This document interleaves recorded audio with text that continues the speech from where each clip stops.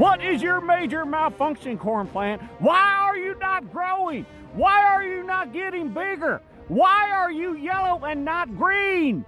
It's pathetic. You're getting beat by the soybeans. The soybeans are bigger than you. You're getting beat by a legume. A legume. A legume. That's right. Wee Weezy Amaze, a legume. Disgusting. You're not even gutless. You're worse than gutless. You're rootless. Oh, what's that? What's that? What's that? Oh, it's cold? You're cold? Are you kidding me? Do you know how much money I spent on seed coating for you? Do you?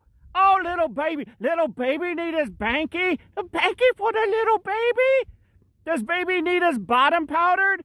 Do you need your bottom powdered with talc? With talc powder? You don't have the nodes. You don't have the nodes to be part of this field, little candy corn. Sometimes you got to be a little firm with them. On tonight's show, we go back to Agronomy on Ice. We talk with Carrie Moore. We also talk to therapy horse trader Lisa Mode. Enjoy the show. So it's been pretty wet up north, and we've been plugging the combine to beat hell, so we figured we'd try something new. Works for Dad, so we figured it worked for the combine. First of all, if this actually works, every combine implement dealer would have post-raisin brand on their shelves or in service trucks. And suddenly, the box of cereal would be around $175 plus labor. I feel like they're kind of outing their dad here, saying it works for him. I mean, that's kind of private. Is it just me, or does a nose ring in that cold of a climate make you feel cold? Brr. It just seems like you shouldn't have a nose ring when you're that far north.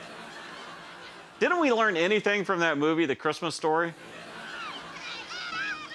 Metal, cold, and human contact. I mean, sure, it looks good, but it just shouldn't be. So, for people who have never run a combine during harvest, they do get plugged. It simply happens because you're trying to run too much material through the machine. It generally happens when there's too much moisture in the crop, but not always. It's not generally a big repair. You usually just burn a belt off. The thing is, it's a major time suck. And when you're racing to get the crop harvested, that's not good. In order to fix it, what you have to do is you gotta morph your body into some sort of Gumby-like creature while you lay on a bed of sharp object. It's like Twister from hell. The thing is, you can't imagine how tight the crop gets in there. You think you can even pick off one strand of a time at the soybeans, and they're packed in so darn tight, it takes forever. You get sawzalls, you get hatchets, you get sledgehammers, you get blow torches, all this stuff. It just takes a tremendous amount of time. And eventually, you will work it out of the machine, and it will all shoot out the back. Have you ever actually seen how raisins are made? I mean, there's a lot of people that don't even realize that raisins are dried grapes. In fact, most of Generation X think that raisins have arms and legs and can sing because of the 1980s merchandising campaign centered around the anthropomorphical dancing raisins. Yeah, that's the second time in 3 seasons I've used the word anthropomorphical. You won't get that on Hee Haw. So basically, you're taking a green seedless grape and you lay it out in the sun to dry until it becomes a raisin. And then, like you see here in this video, they come and pick it up. Now, these are purple raisins. Golden raisins are seedless grapes that are put into a dehydrator. But before that, they undergo one more step, and the grapes are actually treated with sulfur dioxide. And that's why they keep their golden color. Trust me. I know all this because before the show, I watched some kid's YouTube video on raisins. I feel good giving the raisin growers a shout out here because a while back, I did a segment on celery, and I joked that it was a mean trick for some den mother to put peanut butter and raisins on the celery and call it bumps on a log. They consider that a treat. That's not a treat. I tell you what a treat is. A treat is a quadruple stuffed Oreo. not bumps on a log. And thank you for all the people that emailed me and said, in the not so kindest way, that it's not called bumps on a log, it's called ants on the log. Okay. Nevertheless, let's just all celebrate the raisin grower, the celery grower, and the Oreo grower. Oreos grow on bushes, by the way. Hey, everybody should have an Oreo bush in their backyard. Just saying. Look at Elizabeth here. Elizabeth, you can't just jump bail like that. You should jump bail. I mean, this just looked like it hurts. Did she misjudge the distance? And hey, let's freeze the bale. So that's going to make it more cushy. I don't know what it is about hay bales, but whenever you're around them, you just got to climb on them and run around them and do stuff. Don't ask me why. It's just as American as eating apple pie with a big old chunk of Velveeta cheese on top. I do, however, think most people have a better judgment of their horizontal leap. This week's machinery pick of the week is presented by John Deere.